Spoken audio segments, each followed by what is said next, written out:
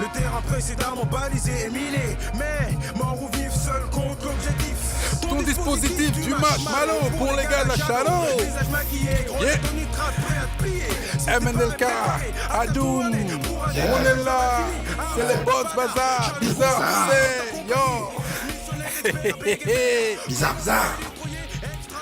En mission sur Terre, technique de la terre brûlée comme stratégie. Vénévé des Vinci, patron ni fanfaron ici. Mais une division avec une force de frappe nuit, de jour comme de nuit, les gars de la Shadow. Nous sommes les gars de la Shadow, Adoum. Oui, Nous sommes les gars de la Shadow, comment ça va? Ah, ça va bien, on est prêt d'attaque. Ah, toujours d'attaque, on est les boss, basanés bizarres. Toi-même tu sais, non? On est là, et puis on donne ça tranquillement, tu vois. Ouais, bizarre. Sans pression. C'est bien, tu sais, l'été ça fait du bien quand même, hein. Oh là là, mais franchement, avec le temps, là, c'est hyper agréable. Moi j'adore ça vraiment. Donc je voudrais faire une supra dédicace à tous mes boss, à toutes mes bossettes, je sais pas comment dire ça au féminin. Les bossesses, ouais, toutes celles et tous ceux qui nous écoutent, qui nous supportent, qui sont de plus en plus nombreux à partager le podcast. Vraiment, ça nous fait vraiment plaisir. Tu sais, comme je te disais, Adoum, tu le sais, cette émission, en fait, on vous la donne. On la fait vraiment avec tout le cœur. On essaie de rentrer un peu dans vos têtes et puis de vous faire comprendre à quel point c'est important de se prendre en main, à quel point c'est important de faire les choses, à quel point c'est important de devenir autre chose. Vous êtes tous des boss, vous êtes tous basanés, vous êtes tous bizarres, que vous le voyez ou pas. Et on est là pour vous le démontrer chaque jour, semaine après semaine. Nous sommes les boss basanés, bizarres. Et nous, on lâche rien, Renoir. On lâche rien. On est toujours là et puis on est sur votre dos, quoi. Et puis on vous dit, franchement, il y a tellement de choses à faire sur cette terre. Tellement d'inequity, d'inégalité, de choses qui vont pas. Tu vois, je suis en train de faire ma petite vandamite là. Tu vois, il y a tellement de choses à faire qu'à un moment il faut se lever et puis bouger son cul, quoi, faire les choses simplement. Et ça, je pense que c'est très très important. Donc vous pouvez nous contacter sur contact@bossbazabiz.com si vous avez des remarques à nous faire ou bien peut-être des questions à nous poser, hein, ou bien même des thèmes à nous inspirer, quoi, parce que ça aussi c'est important.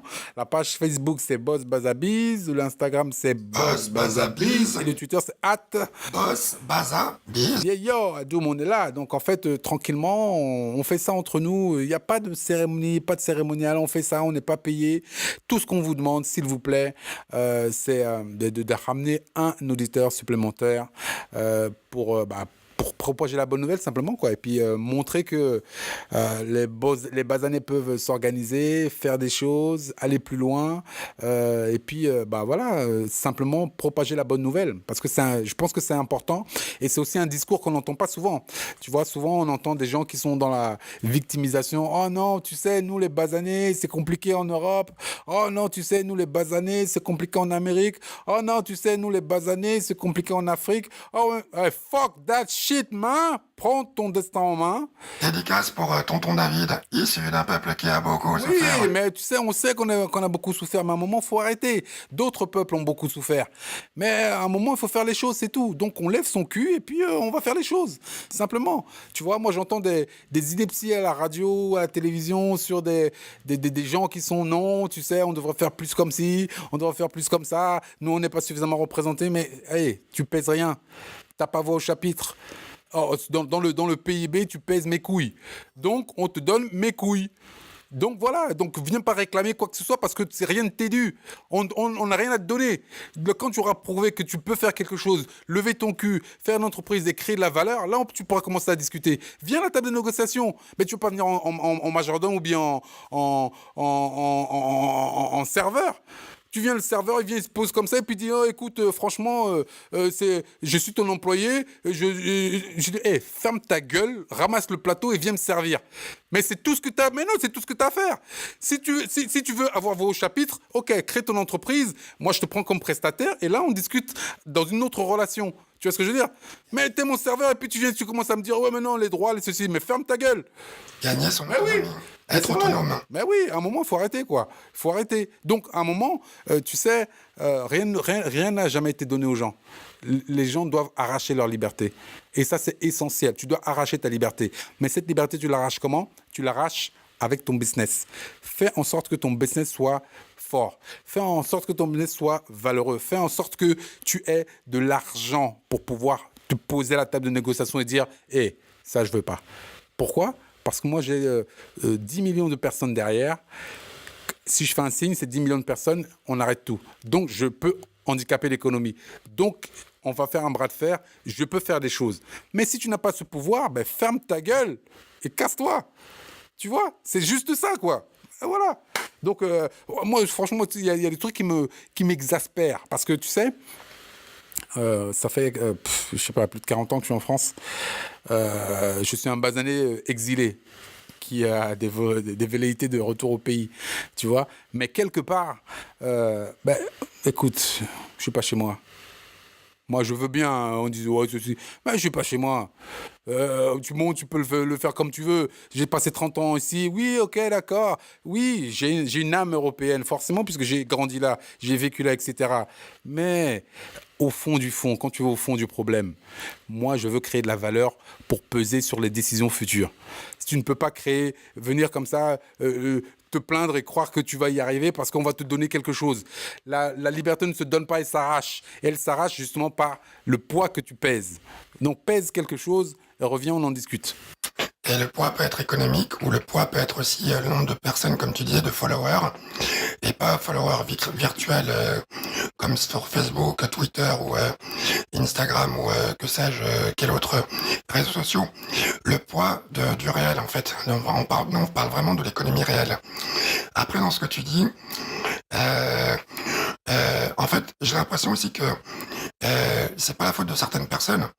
C'est juste parce qu'en fait, tu vois, leur casque, je pense qu'il y a une mauvaise connexion, donc ils ont une écoute un peu sélective, et ils vont te dire, dans tout ce que tu as dit, oui, non mais en fait, ce que tu dis, ça veut dire que... tout ça, non.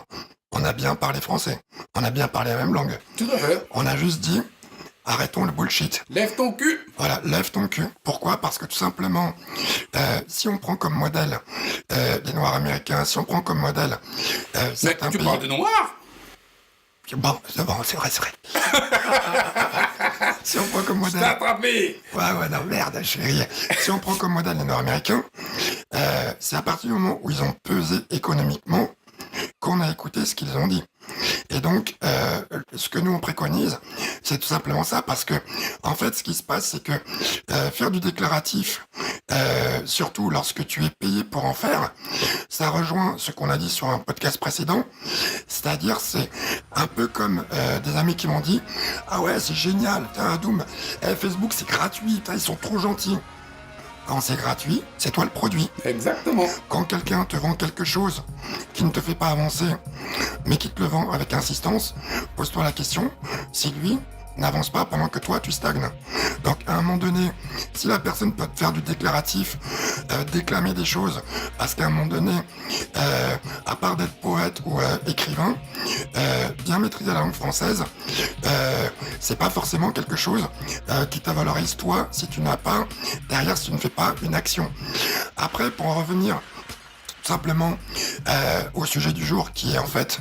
Le syndrome de la mascotte, c'est vrai que j'ai oublié d'en parler. Effectivement, on doit parler du sujet du jour. C'est le syndrome de la mascotte qui veut son basané. Et là, c'est marrant parce que quand tu parlais de déclaratif, c'est exactement ça. Parce que souvent, il y a des institutions ou des groupes de personnes qui aiment avoir leur basané. Moi, aujourd'hui, je me présente, je suis XZZZ, je parle de l'organisation de XXXX et j'ai un propos un peu disruptif, différent, mais moi, je suis le basané de service. Bah oui. Parce que quelque part, moi, j'appartiens à l'organisation X qui ne pense pas la même chose que tout le monde et je veux quand même dire que ceci, que cela. Donc, en fait, c'est le syndrome de la mascotte. Puisque comme nous sommes des gens qui sont visibles et parfois des minorités visibles, forcément, il y a certaines personnes qui s'érigent en porte-drapeau. J'ai vu une vidéo qui m'a fait super marrer, parce que bon, en termes d'entrepreneuriat et tout, à plusieurs reprises, je me suis retrouvé dans des endroits où j'étais en fait le seul basané. D'ailleurs, une petite chose entre nous, on va faire un petit règlement de compte entre nous. S'il vous plaît, quand il y a 2 noirs dans la salle, quand il y a 2 basanés dans la salle, arrêtez vos conneries là de regarder de travers et tout. Arrêtez vos petits regards en coin et tout. Va parler à celui qui te ressemble. Va lui parler. Va lui dire bonjour, je m'appelle Adoum. Bonjour, je m'appelle Intel. Va lui parler.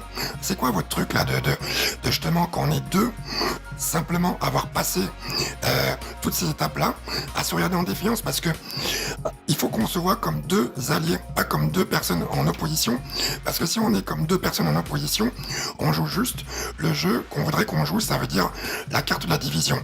Or, si on est 2, on est en fait pas que simplement 2 entrepreneurs, on est aussi 2 modèles pour des personnes qui nous regardent et qui vont reproduire notre posture. Et si notre posture, c'est une posture de collaboration, les gens derrière vont avoir une posture de collaboration.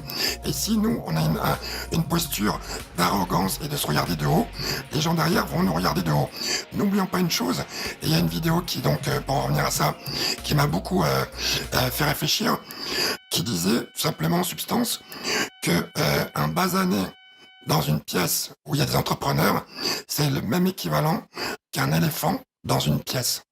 Retenez ça, un basané, quel qu'il soit, donc une minorité visible dans une pièce, est un éléphant dans une pièce, parce que tout simplement, on va le regarder comme une bizarrerie. Et donc, c'est extrêmement important de se souvenir que quand vous êtes arrivé quelque part, vous ne représentez pas simplement vous-même, votre entreprise, votre famille, votre ami, vos amis, votre quartier. Vous représentez tous les basanés. Et j'aimerais juste finir sur une chose aussi, sur certains basanés. Lorsque vous êtes en voiture, vous ne laissez pas traverser les gens. Ils voient pas quelqu'un qui laisse pas traverser les gens. Ils voient un basané qui laisse pas traverser les gens. Lorsque vous prenez un appartement et que vous avez un mauvais comportement, ils ne voient pas simplement vous. Ça ferme des opportunités pour les autres basanés. Donc voilà. Et donc j'aimerais après, bon, je vais juste finir sur ma meilleure phrase d'introduction. Vous connaissez mon concept de la chasse au canard. Donc pour le chapitre aujourd'hui qui est sur qui veut son basané, je vais reprendre le concept de la chasse au canard. Vous vous souvenez, sur un podcast précédent, je vous avais expliqué ce que c'est la chasse au canard. La chasse au canard, c'est que vous avez des canards sauvages, donc ceux qui volent très très très très très haut dans le ciel et qui sont libres. Et le ciel, vous savez très bien, le ciel, on parle d'horizon et on parle d'aller où on veut. Et en plus, quand on vole, on va où on veut, il n'y a pas de frontières. Cependant, dans le concept de qui veut son basané, vous avez des canards apprivoisés, on va les appeler comme ça, qui ont un petit fil à la patte, qui sont sur une petite mare, et qui font coin, coin, coin, et qui attirent justement les autres canards, qui se disent, bah tiens, il y a un canard qui nous ressemble, qui est là, et donc je vais aller le voir, il ne va pas être contre moi, puisqu'il me ressemble, et que peut-être il a une certaine réalité que moi. Donc, je vais aller le voir. Cependant, attention, c'est là le piège, parce que aujourd'hui, on est obligé de le dire, ceux qui vous ressemblent n'est pas forcément ceux qui vous défendent. Et ça, je le redis, ceux qui vous ressemblent, ce n'est pas parce que tu es basané comme moi que tu forcément représentes quelque chose qui me défend. Et donc, les canards sauvages atterrissent, et qu'est-ce qui se passe? Bah là, c'est une fusillade absolue, avec tous les chasseurs qui sont embusqués, comprendront la métaphore, ceux qui voudront, ceux qui ne voudront pas comprendre, on les laisse dans leur océan ou désert d'ignorance, et ils sont canardés. Donc, comprenez ce sujet du jour. Qui veut son basané, c'est exactement ce dont quoi on est aujourd'hui. Et c'est vraiment très, très, très important de le savoir. D'autant plus, tu sais, Adoum, moi je me dis souvent, il n'y a rien de tel que le savoir que tu appartiens à quelque chose. Parfois, ça peut être très formel comme la famille. Parfois, ça peut être très informel comme une organisation, comme une valeur de communauté, comme plein de choses. Mais cette notion d'appartenance est très importante. Et c'est quelque chose qui est très profondément ancré en moi et qui me guide tous les jours. Je ne veux pas non plus que ce soit une revendication complètement idiote et bête, parce que quand tu appartiens à quelque chose qui est complètement débile et imbécile, bah tu prends ce penchant-là et tu le fais tien. Mais ce n'est pas ce que je veux dire. Je veux dire simplement que il est important de savoir que tu n'es pas né de rien. Tu n'es pas venu de rien du tout. Moi, quand par exemple, alors, je prends un exemple, quand je suis arrivé en France. Je suis arrivé en France, j'étais le seul noir de ma classe. J'étais le seul qui parlait forcément avec un accent. J'avais 7-8 ans. Donc, tu viens, tu parles comme ça parce que tu viens du pays où, etc. Mais la force que j'avais, c'était que j'étais seul dans ma classe, soit, mais je suis venu avec mes 4 frères. Et en fait, on était tous dans la même école. Et je savais que de toute manière, quoi qu'il arrive, à la récréation, je vais retrouver mes frères. Donc, j'aurais cette force supplémentaire. Donc, sachant cela, je n'étais pas isolé. Même quand j'étais dans les heures de cours, dans ma classe, à faire mes choses, etc., je savais qu'à un moment ou à un autre, je vais retrouver mes frères. Donc, savoir qu'à un moment ou à un autre, je vais retrouver mes frères me donne de la force. Ngouille, comme on dit dans mon dialecte. Ça me donne l'envie d'aller plus loin. Ça me donne l'envie de faire. Et je sais que de toute façon, je serai épaulé à un certain niveau. Peu importe ce niveau. Et ça, je pense que c'est très important. J'étais la mascotte de ma classe, quelque part. Puisque j'étais celui qu'on pouvait désigner du doigt. J'étais celui dont on pouvait moquer l'accent. Mais c'est pas grave. On s'en tamponne le coco, comme je dis souvent. Pourquoi on s'en tamponne le coco? Parce que simplement, je sais qu'à un moment ou à un autre, je vais retrouver les miens. Et même si je ne fais rien de bien significatif en retrouvant les miens, j'ai au moins cette force parce que je sais qu'eux aussi ont la même vue que moi, m'accompagnent et me font aller beaucoup plus loin. Les basanés chinois, mais c'est ce qu'ils font. Et tous les basanés de la Terre le font. Les basanés européens, c'est ce qu'ils font. Les basanés américains, c'est ce qu'ils font. Les basanés sud-américains, c'est ce qu'ils font. Tous le font. C'est-à-dire, à un moment, tu dois avoir ce sentiment d'appartenance. Mais ce sentiment d'appartenance, nous, les basanés africains, mais je le dis parce que je suis aussi un basané africain, nous l'avons perdu, ce sentiment d'appartenance. Donc, on ne sait pas qu'on s'appartient. On ne sait pas qu'on se soutient. On ne sait pas qu'à un moment ou à un autre, on va aller quelque part et on va devoir céder de la force des autres pour avancer. Et chacun dans son petit coin, chacun dans son petit confort illusoire, chacun croit que, comme dit un ami Claudel Noubissi de la Startup Academy au Cameroun, chacun croit que, tout va bien, quoi. Il n'y a pas de problème. Mais non, mais ce n'est pas ça. Donc, à un moment, il faut quand même se réveiller, vendre son lit et devenir autre chose et ne pas rester la simple mascotte. Parce qu'en fait, quand tu deviens la mascotte d'un groupe qui ne t'appartient pas, tu es l'instrument de ce groupe, mais tu ne le sais pas. Et tu te dis, tiens, alors, on va peut-être s'attirer les foudres, on nique sa mère. Gérard Lozès, là, du cran, tu vois, qui lui, je le cite, parce que moi je cite les gens, m'en bats les couilles. Lui, je pense, tu sais, honnêtement, je ne connais pas ce monsieur, d'accord? Je l'ai vu à la télévision. La manière dont il parlait, la manière dont il se présentait, j'avais l'impression qu'il vendait lui-même plutôt que son organisation. Il était là pour se mettre en avant. À un moment, je dis non, il faut arrêter. Faut arrêter parce que quelque part, je ne veux pas être la mascotte. Et en fait, être la mascotte, ça veut dire aussi, qui veut son basané, être l'alibi d'eux. C'est-à-dire que moi, je suis là pour une organisation. Je suis là pour guider certaines personnes. Je suis là pour défendre certaines valeurs. Je ne peux pas me contenter de venir être le substitut de X, Y ou Z, ou bien me croire plus beau que je suis, ou bien parce que la télé arrive, boum, je change de comportement, ce n'est que moi. Et honnêtement, je pense que ce genre de personne a franchement desservi la volonté d'émancipation d'une certaine catégorie de la population. Et quand tu viens demander des choses imbéciles, excusez-moi de dire imbécile. Demander des choses imbéciles juste pour dire j'ai demandé quelque chose. Mais fuck that shit, man. Tu pèses rien. Et comme je le dis, je reprends mon exemple du début, tu es le serveur. Ferme ta gueule, sers-moi quelque chose. Et ne viens pas me dire que non, mais moi aussi j'ai droit à ça parce que on a dit quoi? Ferme ta gueule.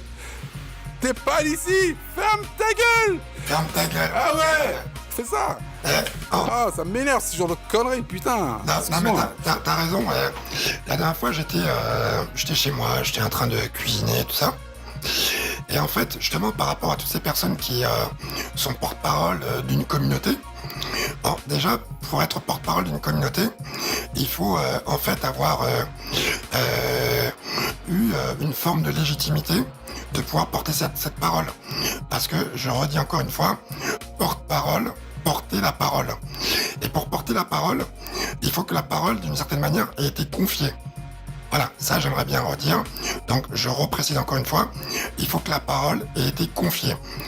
Je prends un exemple, l'UNEF, donc le syndicat étudiant. Lorsque justement il y a un sujet qui est traité, il me semble, ils se réunissent dans des amphithéâtres, ils parlent pendant des heures et des heures, voire des jours et des jours, ils débattent, ils s'engueulent, ils s'embrouillent. Il y a des tendances différentes qui convergent ou qui s'opposent. Et à la fin, ils ont fait une ligne de conduite, une parole commune, une parole qui a été justement mutualisée et qui représente un peu les différentes influences. Et là, il y a une personne qui est porte-parole, donc officielle, à qui on a confié cette parole collective et qui va la porter. Sauf qu'aujourd'hui, si tu veux, d'une certaine manière, il y a certaines personnes, et tu parles effectivement de Lozès, tu vois, je connaissais pas cette personne avant de l'avoir vue à la télé, notamment déclamer quelques conneries. Et c'est vrai que par rapport à ça, je me suis dit, mais attends, est-ce que tu me connais? Est-ce que tu connais ma spécificité? Est-ce que tu connais mon quotidien? Est-ce que tu connais ma valeur? Et d'où tu te permets de parler en mon nom? Et d'où tu te permets de raconter des absurdités, des conneries qui sont pas ce que je porte? Parce que comme moi, je me positionne sur le terrain de l'entrepreneuriat, donc c'est-à-dire sur le terrain de ceux qui sont déjà debout, parce que de toute façon, quand tu es entrepreneur, quelle que soit ta couleur, en fait, tu es obligé de te battre, hein, tu es obligé de te débrouiller. Donc, je n'attendais pas que quelqu'un porte ma parole, ou sinon qu'il la porte en connaissant mon point de vue. Et c'est vrai que aujourd'hui, on a d'une certaine manière des impacts extrêmement déflagrateurs, où ces mascottes à profusion. Et je trouve qu'il y a un film qu'on a mal compris, mais qui pour moi représente ça, c'est Avatar. Bon, si vous avez mal compris, je crois qu'il y en a 5 de suite qui viennent sur les 5 prochaines années, donc regardez-les tous et vous comprendrez très bien la chose. Avatar, c'est quoi? Avatar, c'est des gens qui entrent dans la peau d'un avatar pour pouvoir infiltrer une communauté ou tout ça, faire croire qu'on a les mêmes valeurs, et tout simplement pour, avec l'avatar qui leur ressemble, faire en sorte que les autres se disent « Ah tiens, cette personne me ressemble, donc c'est moi ». Donc je pense qu'effectivement, aujourd'hui en politique, dans les médias, en journaliste et dans toutes les strates, et globalement partout sauf chez les entrepreneurs, parce que les entrepreneurs ne sont pas avatarisables. Pourquoi? Parce qu'un entrepreneur, il a un élément qui permet en fait de jauger son point de vue, c'est que sur l'entrepreneur, c'est soit tu fais le chiffre d'affaires, soit tu n'en fais pas. Tandis que dans tous les autres, en fait, tu es payé à parler et en fait tu fais ton business sur une cause, point levé et tout ça, sans pour autant que tu nous permettes d'apprécier l'efficacité de ta démarche et sans pour autant à un moment donné qu'on puisse appuyer sur un bouton comme dans Popstar ou Star Academy en disant non, là je te next parce que là je n'adhère pas à ce que tu fais, c'est pas efficace. Tout à fait, et tu as tout à fait raison. Et alors, pour rebondir un peu sur ce que tu dis et avoir quand même un pendant différent, c'est vrai que là, on parle que des côtés négatifs du fait d'être mascotte. La mascotte a quand même aussi, quelque part, quelques points positifs. Je pense que tu deviens mascotte d'une équipe ou mascotte d'un mouvement parce que tu as quand même certaines qualités. Je veux dire, Kylian Mbappé, par exemple, c'est la mascotte de l'équipe de France parce que il a quand même une certaine qualité, outre la qualité footballistique, la manière de s'exprimer, la clarté dans laquelle il conduit son discours fait en sorte que effectivement tu te dis bah, franchement j'ai envie de suivre ce type parce que chaque fois qu'il s'exprime, d'une part c'est clair, c'est limpide et il porte les choses plus loin. Donc ça devrait être le rôle d'une mascotte. Mais là on se retrouve en l'occurrence avec des mascottes qui sont que des images. Des puppets. Des puppets. Donc tu viens, tu te dis parce que je suis noir, je parle au nom des noirs. Mais pourquoi? Ah, parce que ça me paye. Pourquoi? Mais parce que, est-ce que les Noirs ont demandé à ce qu'on parle en leur nom?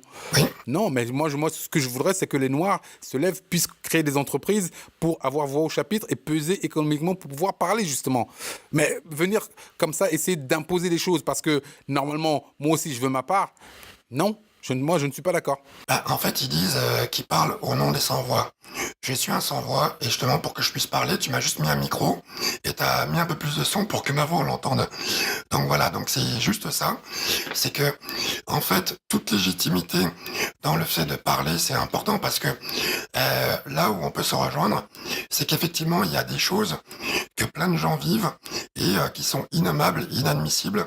Et effectivement, on souhaite tous un meilleur équilibre des égalités au niveau de la société française ou les différentes sociétés, notamment africaines ou sur d'autres continents.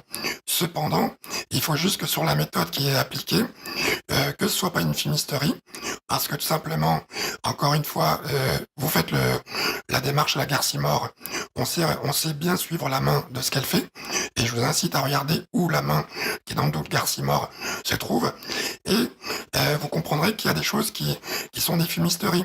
Donc, la démarche est louable, et même je te dirais que je pense qu'on serait les premiers à soutenir, mais par contre, à un moment donné, les personnes sont perdues en chemin parce qu'ils ont été égarés. Après, une dernière chose, par rapport à ce que tu as dit, moi je considère que, effectivement, dans ce que nous on fait, on n'a pas la prétention d'être des personnes lisses et qui ne commettent pas d'erreurs. Mais par contre, ce que nous on a, c'est que on sait que quand on a commis des erreurs, des gens qui sont à côté de nous et qui nous disent les erreurs qu'on a fait, on sait prendre en compte ce qu'ils disent et corriger nos erreurs. Et c'est la seule chose dont on parle. C'est vrai, c'est très très vrai. Donc quand je disais que la mascotte avait aussi un côté positif, c'est très très important. Nous, tout ce qu'on veut, tout ce qu'on demande, tout ce qu'on recherche, c'est un peu de normalité. On voudrait que notre côté basané soit un peu oublié, effacé, au profit de nos compétences. On voudrait que ce côté basané soit un peu oublié au profit de notre chiffre d'affaires. On voudrait que ce côté basané soit un peu effacé parce que quelque part, on se dit que moi, ce que je vaux, c'est ce que je fais. C'est pas ce à quoi je ressemble. On s'en fout. Je pourrais être un basané jaune, vert, un basané rouge. On s'en fout. Moi, je veux qu'on me juge sur ce que je fais. Est-ce que je le fais bien? Est-ce que je vais au bout de la chose? Alors, pour terminer, je voudrais juste parler d'un type qui s'appelait Joseph Laroche. Alors, Joseph Laroche, peut-être que ça ne vous dit rien, mais il se trouve que Joseph Laroche, c'était le seul basané du Titanic. Un Haïtien.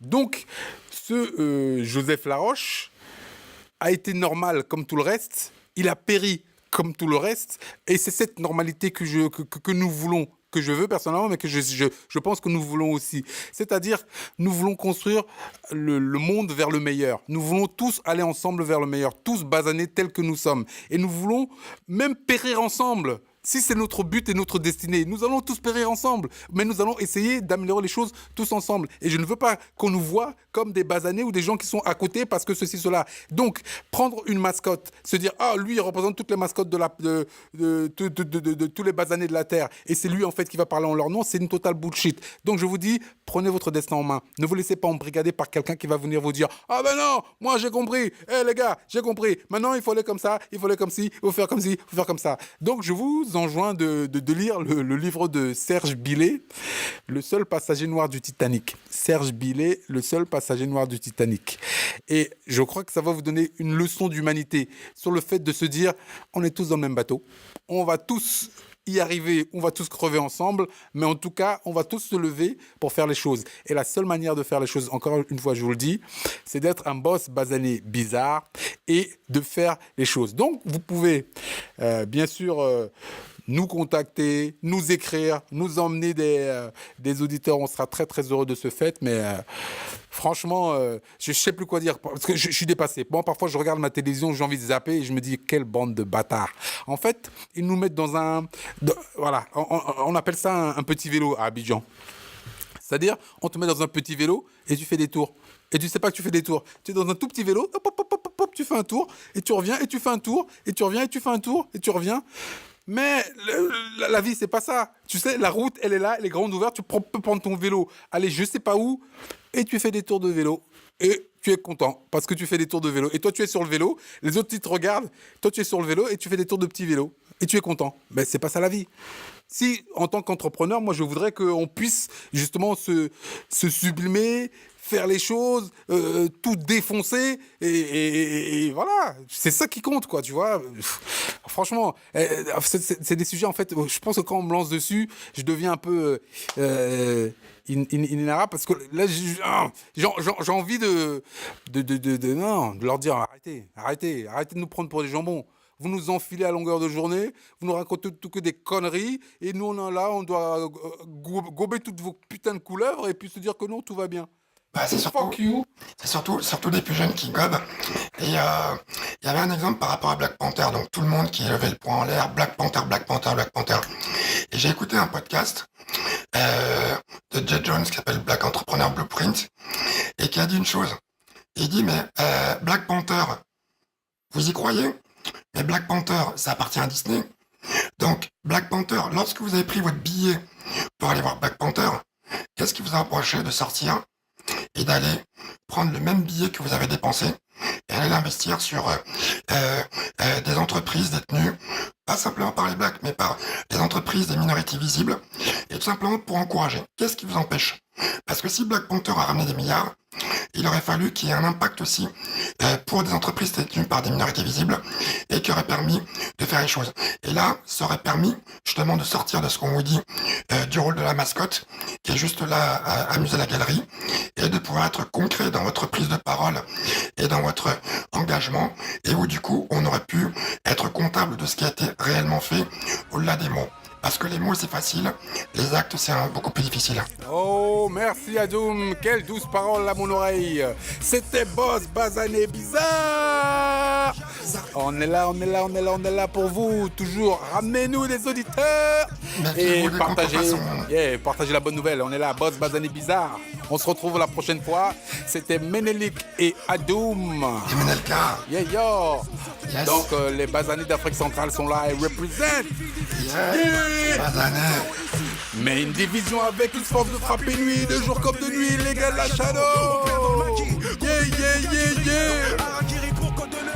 Code rouge blanc, c'est comme Charlie. La section s'organise, puis se subdivise. Les hommes fantômes disparaissent, puis réapparaissent. Les dépenses et ailes transpercent. La défense adverse. Ton dispositif fume marshmallow. Pour les gars de la Halo. Combat égal défait égal ciao. Ton dispositif fume marshmallow.